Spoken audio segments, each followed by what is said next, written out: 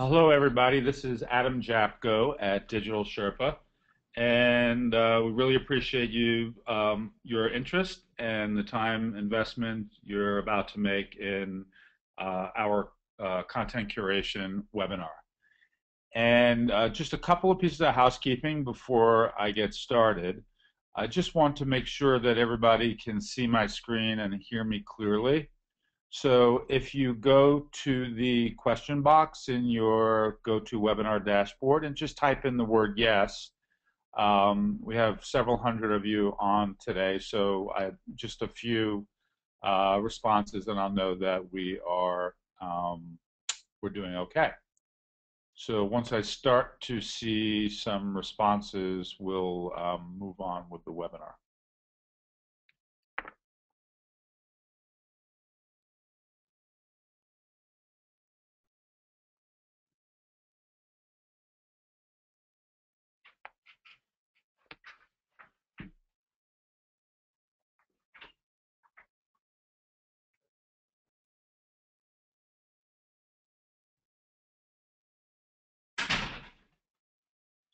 Okay, looks like everybody is logged in and doing fine.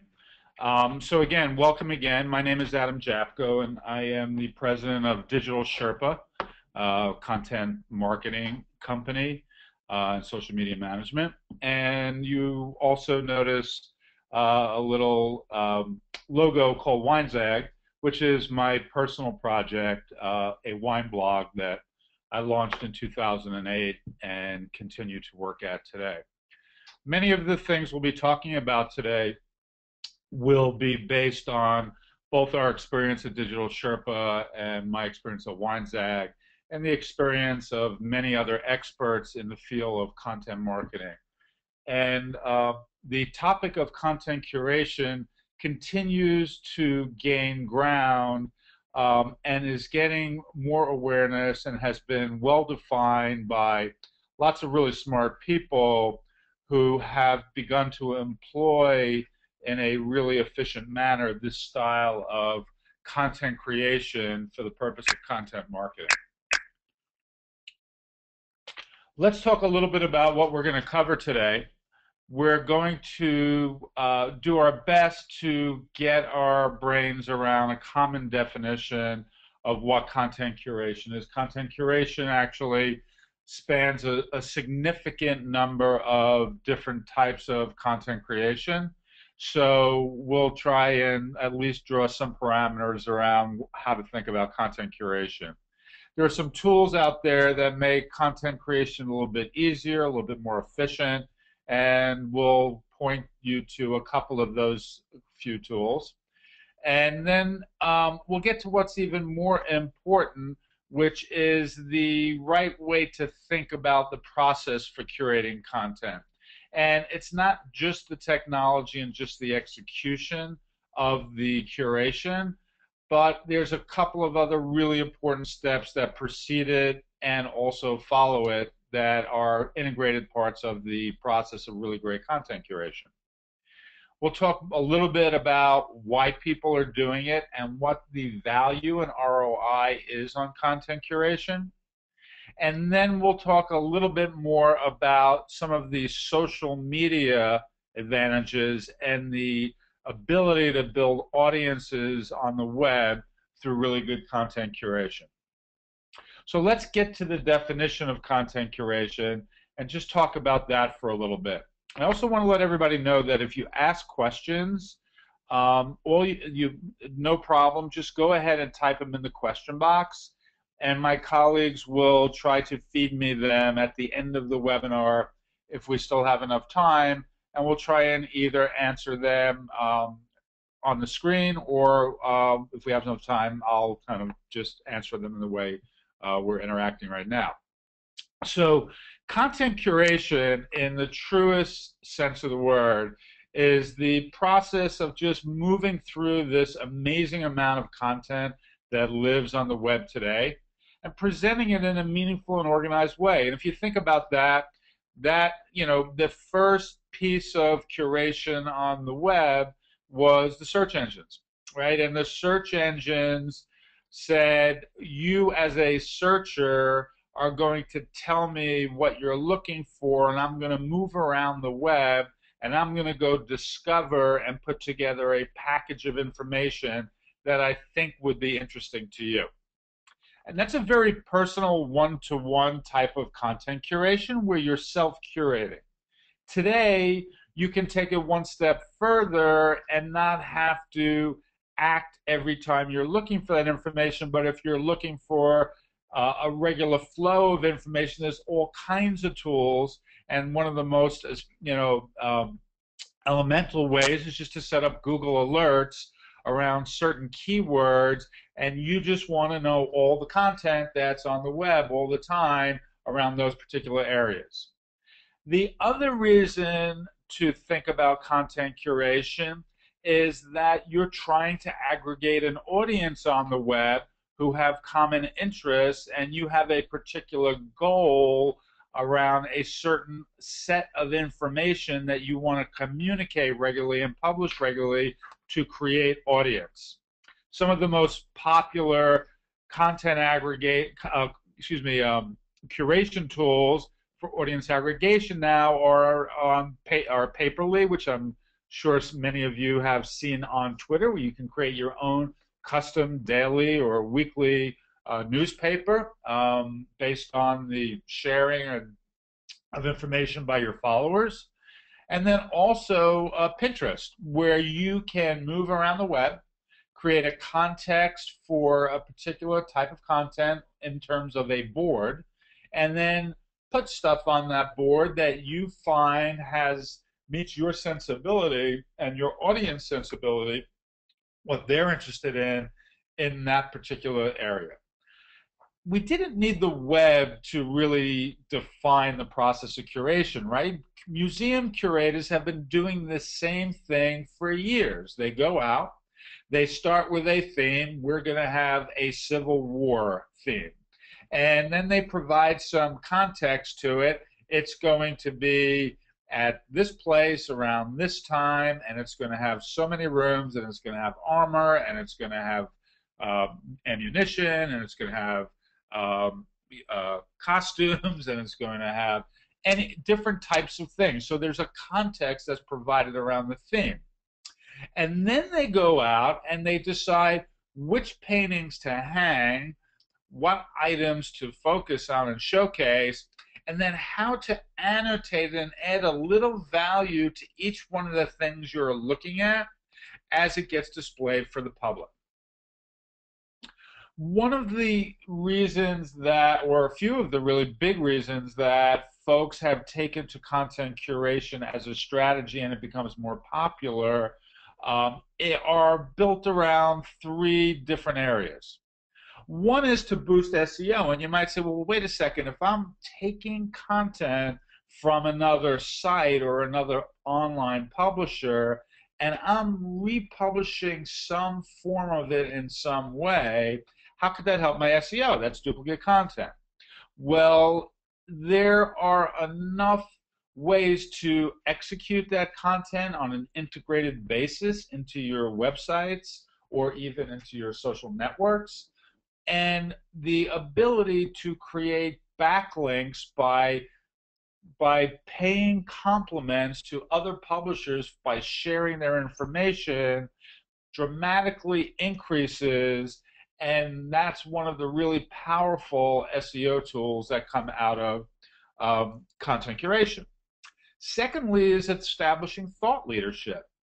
Well, if I've been able to find the smartest people on the web who have a bunch of things to say that make a lot of sense to me, and I think make a lot of sense to the people that I want to reach, and I'm using their content and paying them compliments and associating me and my work with them, that establishes some really serious thought leadership and is great for building personal brands and business brands.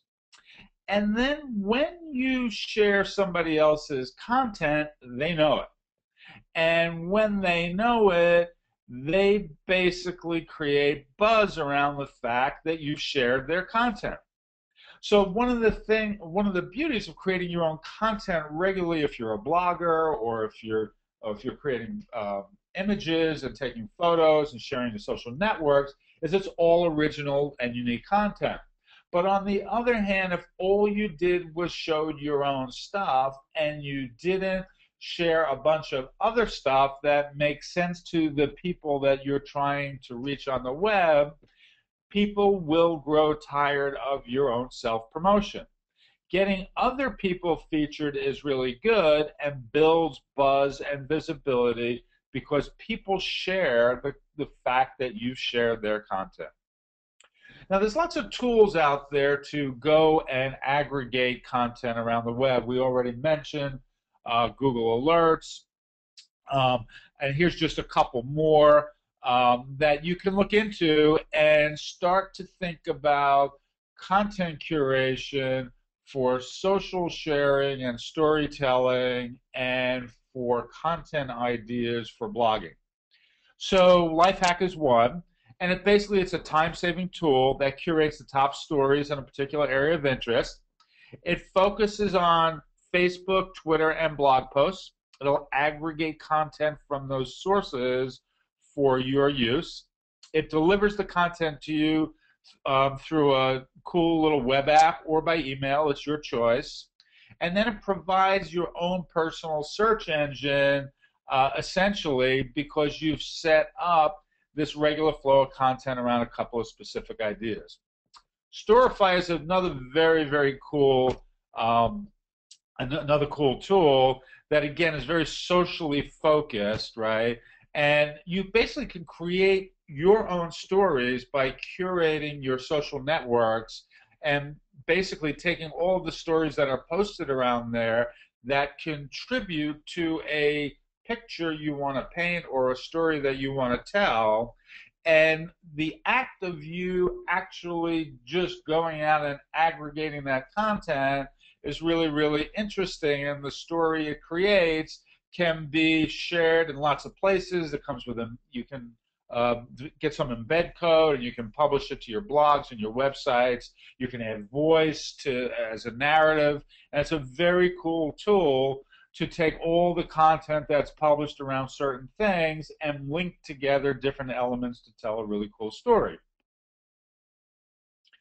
Pearl Trees is a really fun site because it's really visual, and it's also collaborative in terms of its library. It basically collects web pages and photos, or you as the user will do that, and you turn each one of these things into a little pearl, and you organize these pearls into pearl trees, and you can basically access them and synchronize them across multiple devices.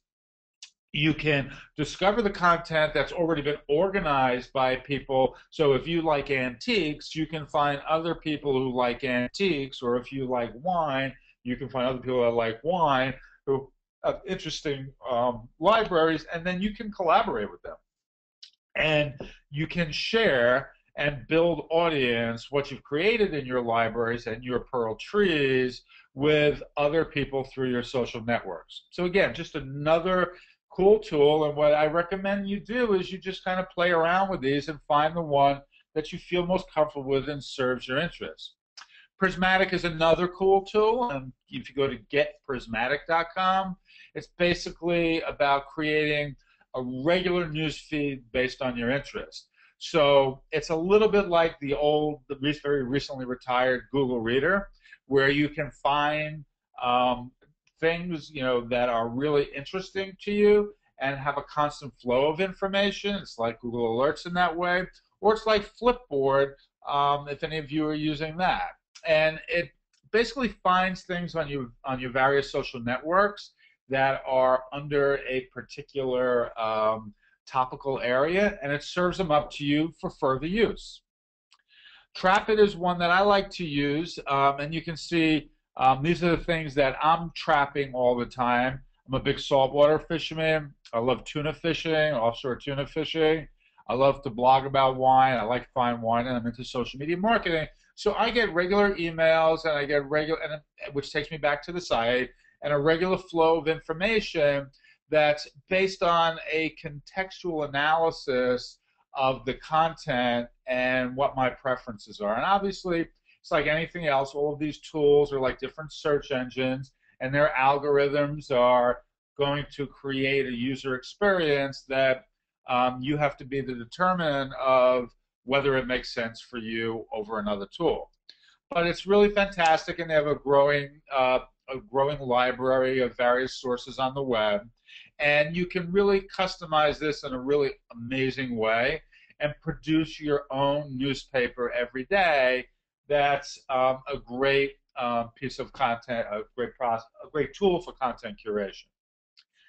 But I did this on purpose of putting the tools before the process because I wanted you all to start to say, well, these are cool tools, but why do I want to do this? He's kind of hinting at it.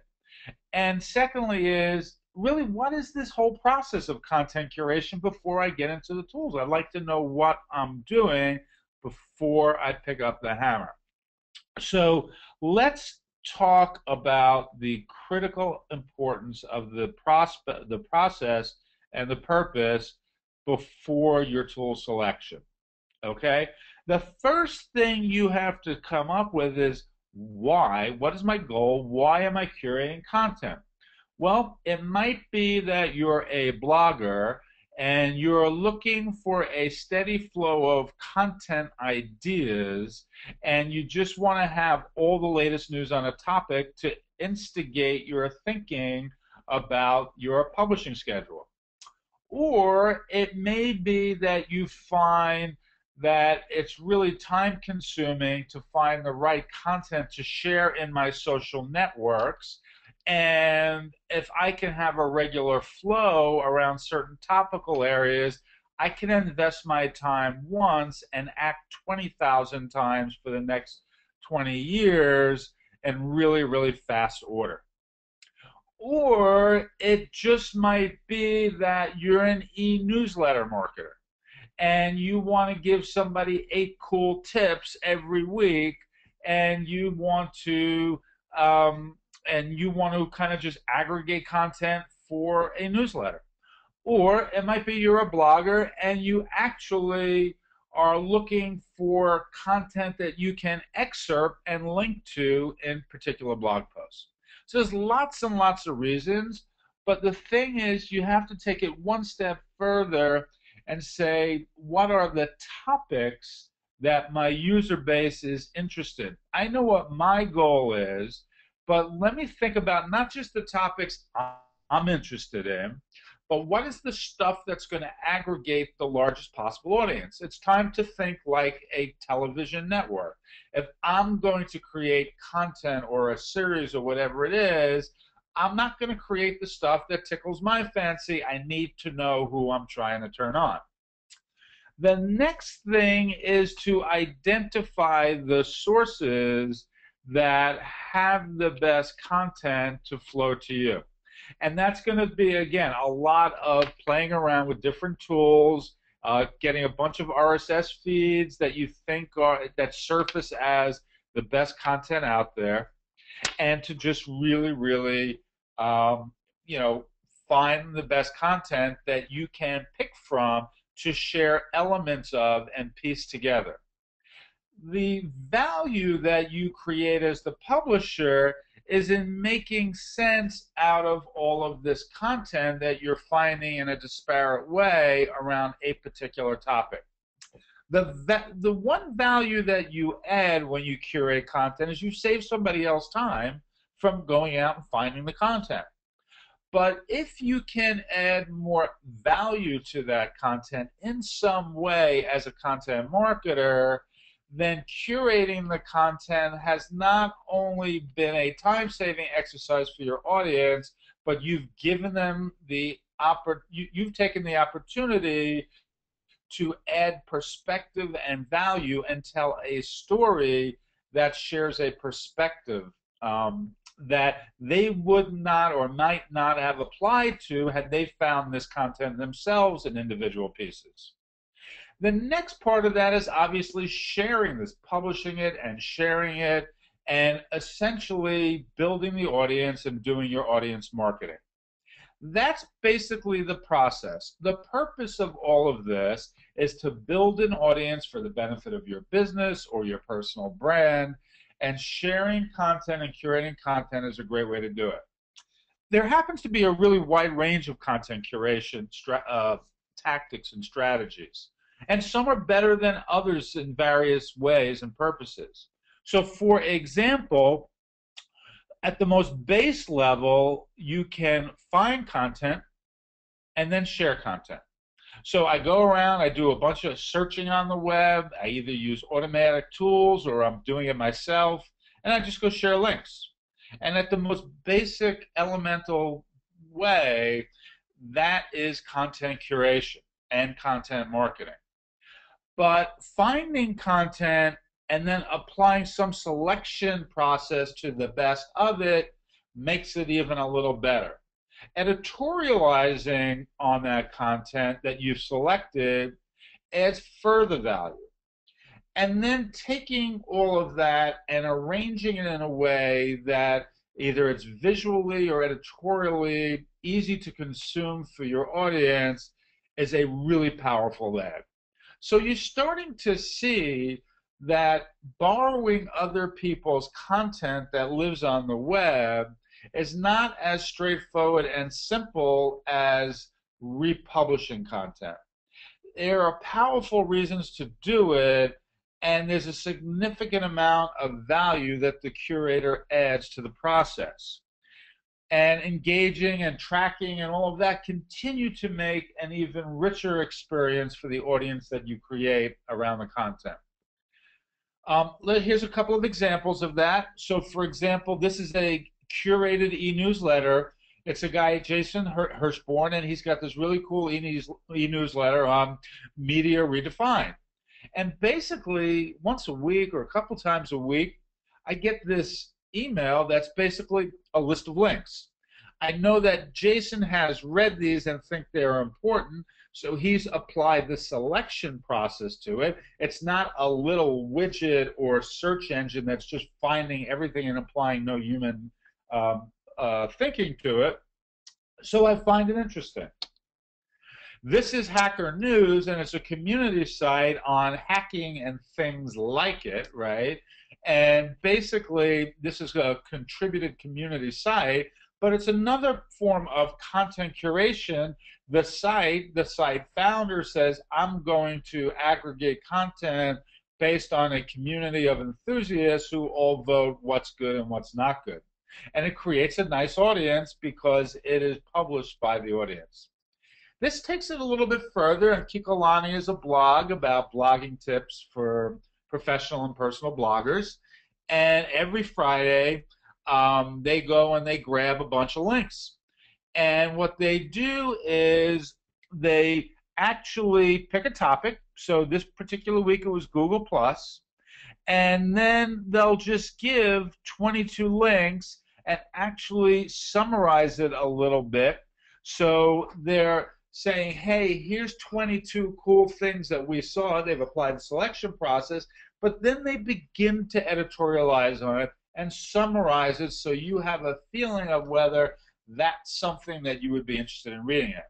And again, here's another way of curating other people's content, always linking back to them, always giving credit to the original author, and then moving forward and applying your own sensibility for your audience's sake.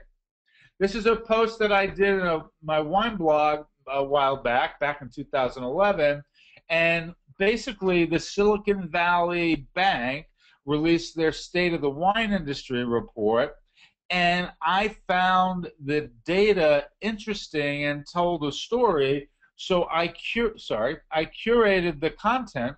I'll get back to that.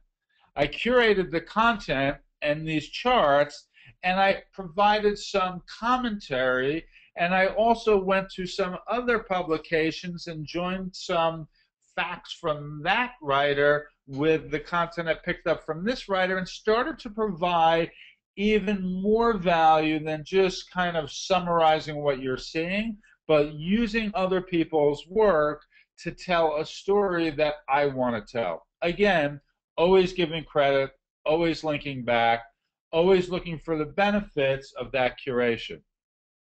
So when I think about the most important elements of content curation, it's about relevance. And in the web, relevance means the overlapping section of what you want to say and what they're interested in. And the more that these two circles overlap, the more engaged your audience is. And if you're doing this for business reasons, the higher the probability of conversion and economic experience with the lead. So when I think about relevance, again, we go back to making sure that you're selecting topics that you're curating content around based on your market's informational needs and not some myopic strategy that puts your interest ahead of your market's. It's something every content marketer has to constantly stay diligent about. And preparing and updating your buyer personas is always the best way to avoid wasting your time curating content, on topics that your market really doesn't care about, but making sure that you're not stale on what your audience is looking for is critical. The second most important thing after you define your audience's market's needs is adding value to the content you're curating. So in other words, are you integrating your own content that summarizes either the key ideas from the content you've created and the lessons that you've learned from looking at that content yourself? So it's about enhancing the value of that content by adding perspective and highlighting and summarizing always what you want to make sure your market takes out of the stuff that you spend a lot of time finding and reading and understanding. So adding value and providing a deeper experience can also be achieved by actually cross-referencing curated topics. So 3 independent publishers on the web created content around the same thing, and using their points of view to tell the story that you want to tell is really critical. At the same time, you're sharing what lots of other experts have to say on the topic, and with that process, enhancing your own personal brand and standing. Now, the next question to ask, besides the reader perspective, is how do the search engines think about curated content? We know that the search engines are always looking for the original creator of any content to serve up high in their return pages. So how do they think about curated content? How do they rank it? Well, if you listen to Google, which I'm going to give you a chance to do in a second, they rank it along the value add scale. How much value have you added?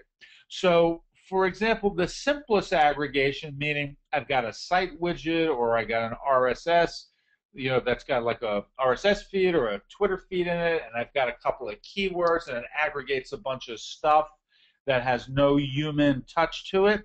That's the simplest form of aggregation. The search engines probably don't think as much of that as all original content. On the other end of the scale, meaning I wrote everything. And yes, it's still curation in a sense if you have not actually found it already published on the web, but you as the author have moved around the physical world and looked at multiple sources and looked at various different areas and bodies of work and have said, you know what, these are the 4 I want to feature. I'm a restaurant reviewer, I'm going to feature that restaurant. I'm a wine reviewer, I'm going to feature those wines, right? And I've tasted 800 of them. Well, you've curated them. So the search engines are going to probably give the highest ranking to that content. And somewhere in the middle, this content curation that goes on so frequently now, where people are integrating already published content into an original piece that adds its own value, that adds its own perspective, sits somewhere in the middle. So Matt Cutts is at Google, and he has a lot to say about this. And I have a 3.5 minute, or excuse me, 4 minutes worth of video that I'm going to play you that I think is worth hearing from Matt Cutts about how Google itself thinks about content curation. And let me just kind of go over there and get that going for you guys. So a lot of the times at Google, we're thinking about a continuum of content and the quality of that content and what defines the value add for a user. So let's draw a little bit of an axis here and think a little bit about, okay, what's the difference between high quality guys versus low quality guys? Take somebody like the New York Times, right? They write their own original content. They think very hard about how to produce, high quality stuff. They don't just reprint press releases. You can't just automatically get into the New York Times. It's relatively hard, right? And the other end of the spectrum is the sort of thing that you're talking about, where you might have a regular site, but then one part of that site, one entire section of that site is entirely defined by maybe just doing a news search, maybe just searching for keywords in press releases, whatever it is. It sounds like it's pretty auto-generated. Maybe it's taking RSS feeds and just sort of slapping that up on the site.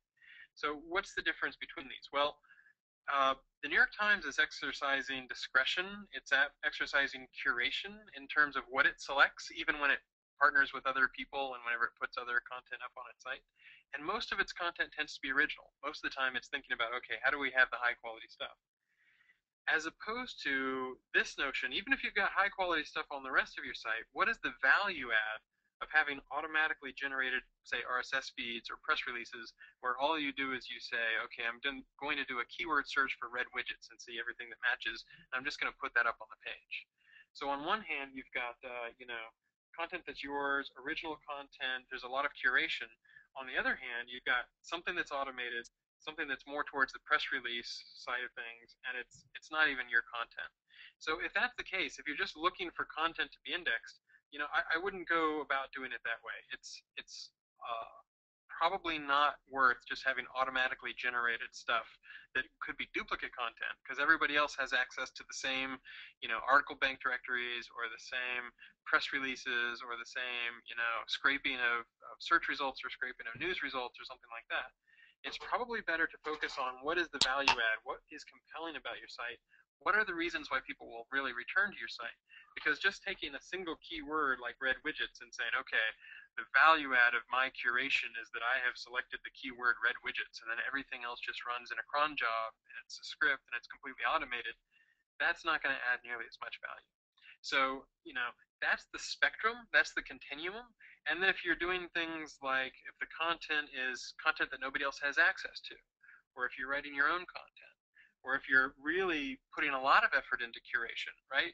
You can have like Daring Fireball, which is John Gruber's blog, and he links to other sites, but he decides what to link to. And he has his own editorial philosophy where he wants to highlight things that are of interest to him. Whereas if you just have, something that's completely automated and everything that matches shows up, that's really not nearly as useful. There's no editorial voice there. There's no distinctive point of view that users would find compelling and that would cause them to come back and would make them really interested in your site. So if all you're doing is using that kind of a script, I would probably say drop it. It's not worth the effort. And sometimes when users land on your site, they're like, okay, this seems kind of junky. Why not just concentrate on the good stuff? But hopefully this spectrum of, the kinds of criteria that we would use in thinking about whether that's useful to users, and thus whether we think it's useful to have it show up in the search results, gives you a little bit of an idea about when you really want to have those kinds of stuff and when you really probably would rather avoid it. Hope that helps. Okay, so there you have it. That's Matt Cutts at Google. And I was just also looking at a couple of our questions, and there were indeed a couple of questions like what percentage of a blog needs to be original in order to satisfy Google and SEO. And I think it would be hard, just to get to that question. I think it would be hard to really say it should be X percentage or Y percentage, and that primarily what you need to be doing is to be creating content that adds value. And if you're following a curation program where you're using other people's content, is that as long as you're adding value and the dominant content elements are original content that you're creating that's linking together a bunch of thoughts that you've curated, is probably the right way to think about it. So let's go one step further and talk about the benefits of content curation. Um, if you're a blogger or you're a regular content creator, sourcing ideas is an amazing element of content curation.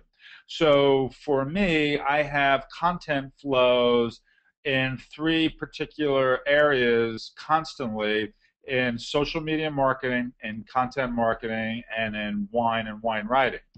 And I don't think anything gets published on the web that I don't see it. And if I'm paying attention, it's going to be really hard for me to not be able to come up with a bunch of ideas and sources for content curating and my next blog post. The other thing is, when I'm promoting my blog posts on the social web, if that's all I'm doing, I'm in trouble. It's sort of like walking into a cocktail party and telling everybody about you and not showing any interest in anyone else in your community. So by allowing me to get a steady flow of content, I'm able to intersperse that with the content that I'm sharing that enables my personal brand or my business results. This is just a little tool we use, all of our customers are on at Digital Sherpa, which is our business intelligence tool, which is a mashup basically of a bunch of different customized feeds leaning on these particular tools. And it's got really easy social sharing elements to it. And there are lots and lots of tools like this. This is just the one I use, and it's the one that our customers use.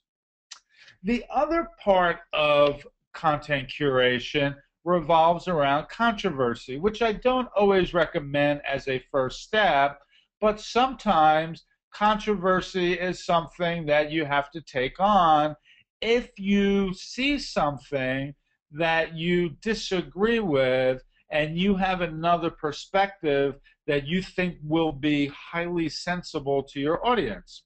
And this was a post that I wrote recently back in June about a guy who is pretty big in the wine blogging community and just came back from a conference and said, hey, you know what, bloggers are amateurs and they're kind of on their way out. And he himself is a blogger, and it really hit me like, here's this really dynamic blogger, and blogging is something that is taking hold in a very, very significant way, and he's doubting the value of the content that they're creating. Well, it created lots of controversy, and in retrospect, I wish I could take some of it back, but you can see it got shared around the web, not always in the best light, but it got shared around the web, and it was basically Tom Wark's position against my position. And I stood by my point of view, but Tom Wark, who has a pretty high profile in the wine industry, did make a big fuss out of this. And as long as I continued to handle it in an honest way, the discussion, all of that publicity even was good. And it all came from me curating some of the content that he published on his blog about what his takeaways were from this conference. The other thing I think about a lot when it comes to content curation is how humans react to compliments. And it's an important thing because when somebody takes something I wrote and republishes it in their own work, I find that extremely complimentary. When somebody leaves a comment on my blog, they've invested their time, and that's complimentary. And so what I find is, with all of the possible range of reaction, from just an easy thank you to complete ignoring of the compliment, that most content publishers on the web return the compliment. And in the world of link parlance, That means that many times they will return the favor and provide a backlink to your site. Because if you said some good things about them, they're going to say some nice things about you. Because the more they cast you in the correct light, in a positive light, the more resonant your compliments about them are with their audience. And I know that may sound a little bit engineered, but it's just human nature. A matter of fact, this I came across this really interesting piece in this one particular writer's blog, and it said, "Hey, after reading this, please leave a comment about my blog as a whole compliment.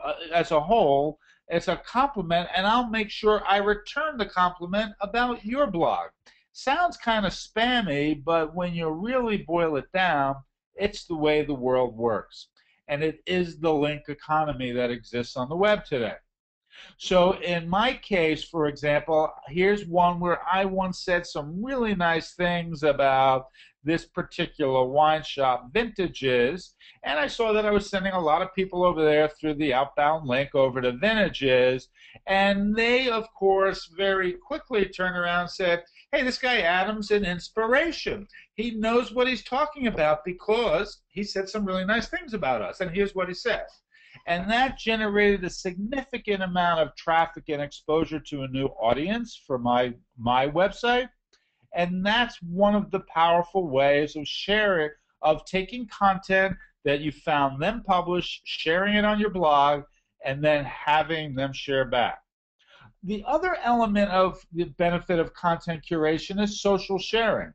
So this is a tweet that this really amazing chef, if any of you live in Atlanta, I recommend you go to the Woodfire Grill. It's the most exciting food that's being served in the South today, as an aside.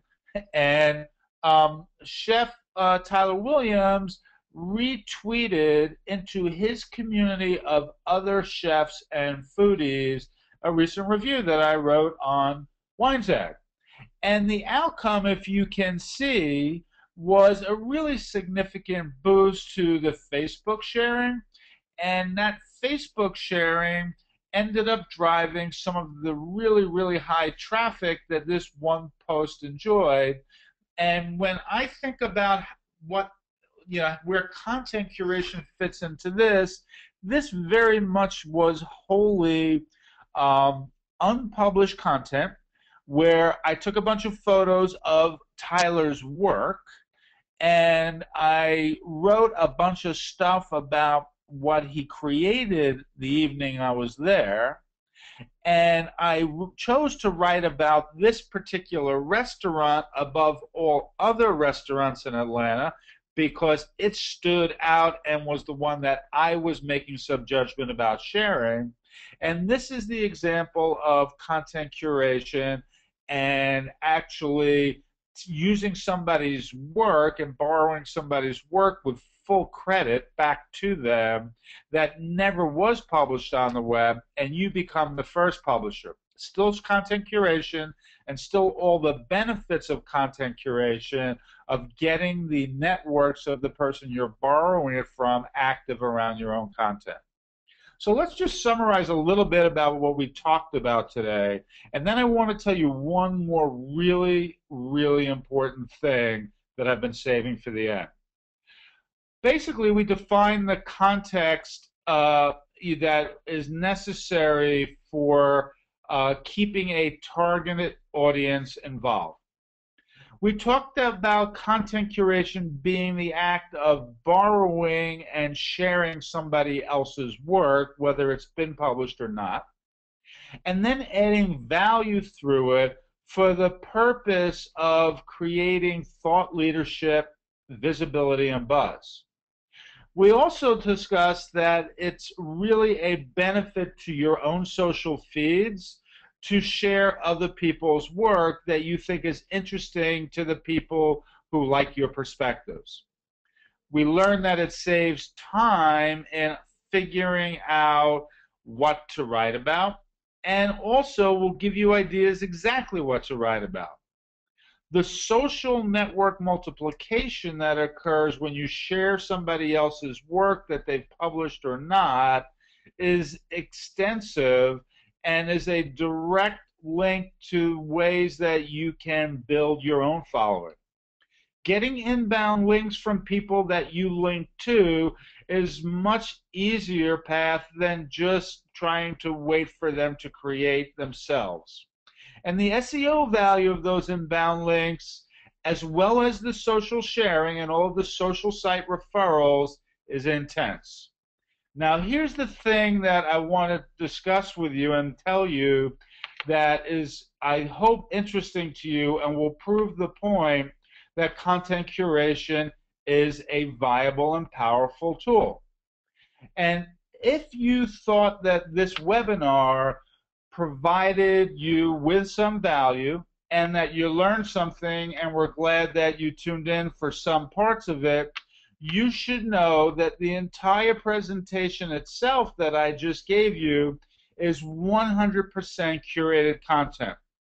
You will notice that at the bottom of every one of my slides, I have given a link to the source that I found that told a point or made a point that I felt was interesting to the story that I wanted to tell about content curation.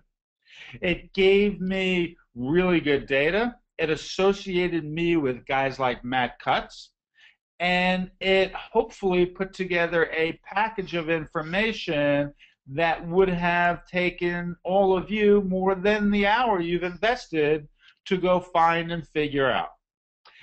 That's content curation. So I want to thank you, and I'm going to take a look at our questions now, and I'm going to leave up some of my contact information. And I'd welcome any of you to kind of interact with me on Twitter or Facebook, LinkedIn. You have my email. If you like wine, I recommend that you read WineZag. I think it's the best wine blog that I write. So let me go to I'm going through some of the questions. One question I had was, can I get into a little bit of how a technical company can use Pinterest, which is a photocentric site, for content creation? There's a number of ways to think about that. First of all, the first thing that I think about is if my audience that I want to influence with my content for my business or my brand is on Pinterest, then I have to be on Pinterest.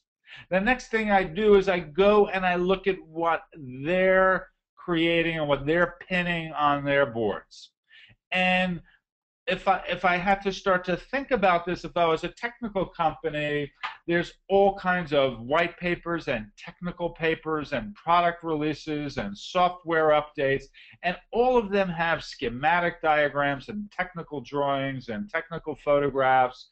I used to publish a magazine about semiconductor manufacturing, and I remember just the microscopic photos of layers of thin film and etching different circuits onto these, and these were powerfully engaging to the community. But if the community was not engaging on that network, I would steer clear of it, and I'll find where they are. Next, when is curation considered plagiarism, right? Well, the first thing is you always have to give credit. So plagiarism is if you're going to steal something. But if you're going to share somebody else's work and say, hey, this is not my work, it's somebody else's, and here it is, and I think it's cool, that's not plagiarism. Photographers are a little quirky about this, and photographers don't even want you sharing their photos. And I think that what's going to happen is that professional photographers will be moving along and down the line and realize that sharing their work is good for their business, and that if somebody wants to curate some of the content that they've got and give them fair links and so forth, that's fine. They still have some business issues that get in the way. But again, if you're adding value and adding commentary and doing good linking, I think that you're fine. Here's a question: should I ever share or curate content from a competitor? I don't see any reason, as long the thing is that when you're publishing content, you need to think about if you were standing in the room with the people that you were sharing it from or curating it from or sharing it to, that you would be able to stand up and absolutely defend in a highly ethical way why you brought attention to their work. And if your competitor has a interesting uh, uh, event going on, and you, for some odd reason, think it would be really interesting for your community to know about it, and then there is some benefit, like you're going to have an event before it or after it, and you do it in a nice way, fine. If you're taking out your competitor, it's just not something you want to do in public, right? And so but again, you just got to have a feel for that. And then, do you get approval to use the charts, and are they copywritten? If something is copywritten, I basically give, I always give somebody credit for the use of the charts, always. And or like all of this presentation that I just did, we're going to be make available to all of you, and all of the links will be clickable, and you'll see exactly whose work I decided to highlight and why, and you can get in touch with them, and you can connect with them, and I fully intend to associate them with the original thought around the content. And I have not found a problem with that. At Digital Sherpa, we do content marketing and social media marketing for, we've done it now for about 3,000 companies since we started in business 5 years ago. And we'll create 2 blog posts every week for every client, let's say, and we're curating content all across the web. And I think I have about 15 experiences in 5 years where somebody really fussed and had something to say in a really kind of significant, threatening way, or was asking for some compensation for using their work, which we eventually all settled out one way or the other. Now that's 15 instances when I'm publishing about 6,000 blog posts a month for 5 years. So that'll give you the sense of what the mentality is around the web. Here's another question about kids today seem to be natural content curators. Instagram is one example where they're curating their content. Have you seen Instagram used in a business context, nonprofits or education maybe? I absolutely see Instagram used in a business context all the time. So for example, the two worlds, one of the worlds I live in is the interior design world. I do that because I've launched the Design Bloggers Conference. I publish interior design magazines like New England Home and Atlanta Homes and Lifestyle. And the world's top interior designers are in my life one way or the other. And Instagram has taken hold as one of the really, really giant networks for interior designers and other design enthusiasts. And the sharing of photos of you with other important people in the industry, the sharing of photos of really cool images that define your design sensibility are all parts of personal branding and personal marketing. And so I've seen it in other industries. I've seen it in the wine industry, which I'm, again, try and stay as much part of as possible. But absolutely, there are educational efforts in that. As a matter of fact, we're hosting next month the Garden Bloggers Association. It's for landscape architects and professional gardeners and citizen gardeners who are trying to build their own personal brands and build their business goals. And we have a whole session on Instagram and how Instagram will be used and can be used in visually oriented industries. And here's another one. What tips do you have for a marketer who helps their customers curate content? Problem customers are all the same industry, and it can be difficult to always recommend something new. Problem is that all the customers are from the same industry, and it can be difficult to always recommend something new. What tips do you have for a marketer to help customers curate content? Well, so if the issue is there's not enough content, part of it is in the way you set up your search parameters and the various tools you use, okay? So, for example, let's take my issue of wine, right? I need to know everything on wine. And let's say you have lots of customers in the chalkboard industry. You have, 50, or in education, let's say in the education field, and you have 50 clients that you're curating content for. Well, one of the things that I do in the wine industry is, first of all, I have about 20 active searches on Twitter that I follow every day.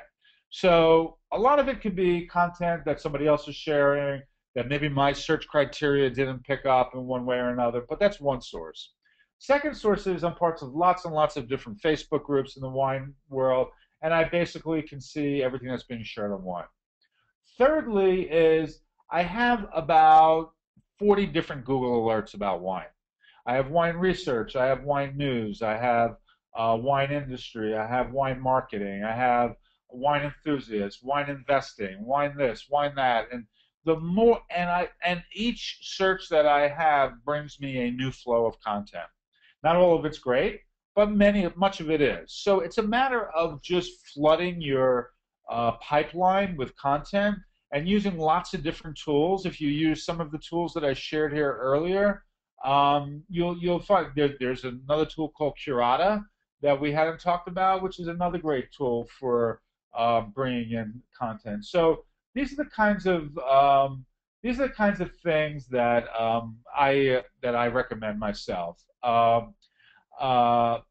Here's another question: are brands concerned about the advertising that display when they link to third-party publishers? Um, that's a personal decision by the brand, and if you're linking to a third party with competitive advertising, I guess maybe.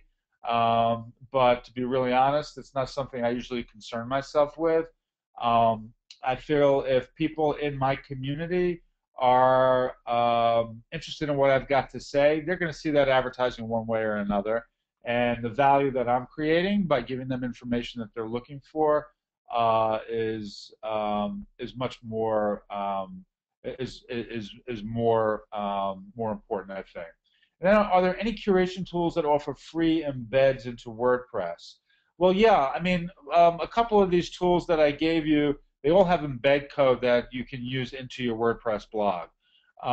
There are a couple in specific. I can't remember which ones do and don't. I play around with all of them, but many of them do have embed code that you can just grab, one of your Perl trees or one of your Trapit feeds or whatever it may be, and you can embed elements of it uh, into your um, into your WordPress blog.